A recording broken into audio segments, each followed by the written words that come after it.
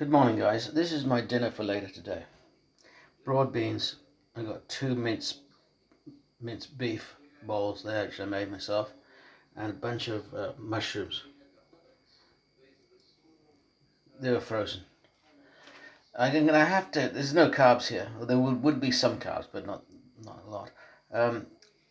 So that will keep my sugar levels down, and also stop me storing fat. I'm gonna have to add some carbs to this, and I think it'll be rice, which is basmati rice, which is full grain rice.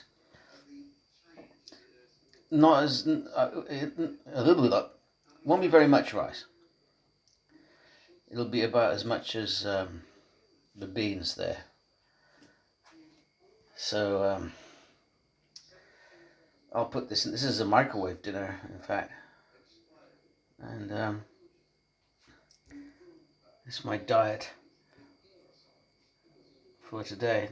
I'll have two meals. This will be at my dinner at about 4 o'clock, and then I won't eat until the next day.